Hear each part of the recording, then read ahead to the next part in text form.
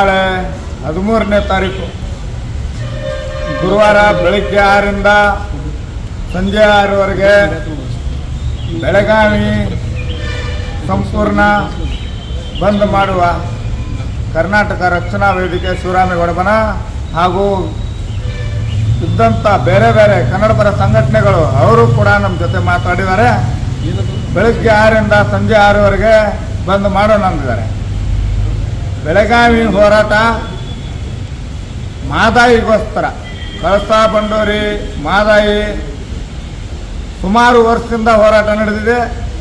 ಬೆಳಗಾವಿ ಬಂದ್ ಕರೆ ಅಂದರೆ ಮಾದಾಯಿ ಕಳಸಾ ಬಂಡೂರಿ ಹಾಗೂ ಕೃಷ್ಣಾ ನದಿ ಇದಕ್ಕೋಸ್ಕರ ಬೆಳಗಾವಿ ಬಂದ್ ಕರೆ ರೈತರು ನಾವು ಎಲ್ಲ ಸೇರಿ ಬಂದ್ ಮಾಡ್ತೀವಿ. ವಾಟಾಳ್ ನಾಗರಾಜ್ ಹೇಳಿದಂಥ ಅಖಂಡ ಕರ್ನಾಟಕ ಬಂದ್ ಕರೆಯನ್ನು ಕೊಟ್ಟಿದ್ದರು ಮತ್ತು ರಾಜ್ಯದ ಜನ ರಾಜ್ಯದ ಕನ್ನಡ ಪರ ಹೋರಾಟಗಾರರು ಅರ್ಧ ಜನ ಬೆಂಬಲ ಇದ್ದಾರೆ, ಅರ್ಧ ಜನ ನೈತಿಕ ಬೆಂಬಲ ಅಂತ ಹೇಳ್ತಾರೆ. ನೈತಿಕ ಬೆಂಬಲ ಅಂದರೆ ಈಗ ಒಂದು ವೇಳೆ ಕಾವೇರಿ ಅದು ನೀರನ್ನು ಬಿಡುಗಡೆ ಮಾಡಿದ್ದಾರೆ ಅಂತ ತಿಳ್ಕೊಂಡು ಅದಕ್ಕಾಗಿ ಅರ್ಧ ಜನ ನೈತಿಕ ಬೆಂಬಲ ಅಂತ ಕೊಡ್ತಾರೆ. ಅದು ಅವ್ರಿಗೆ ಬಿಟ್ಟಂಥ ವಿಷಯ.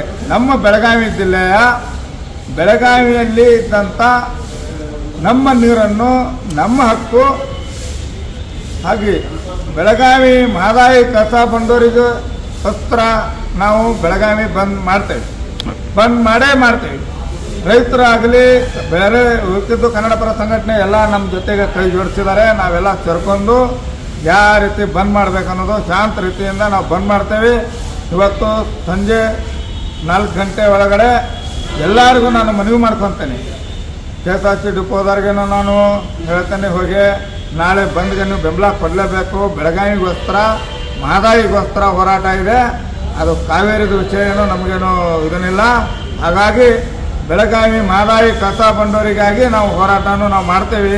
ನಮ್ಗೆ ಬೆಂಬಲ ಕೊಡಬೇಕು. ಸಂಪೂರ್ಣವಾಗಿ ನಮಗೆ ಯಾರ್ಯಾರು ಬೆಂಬಲ ಕೊಡ್ತಾರ ಅವ್ರ ಜೊತೆಗೆ ನಾವೆಲ್ಲರನ್ನು ತೊಗೊಂಡು ನಾವು ಬಂದು ಬೆಳಗಾವಿಯಲ್ಲಿ ನಾವು ಮಾಡ್ತೇವೆ ಅನ್ನೋದು ನಮ್ಮದು ಉದ್ದೇಶ ಇದೆ.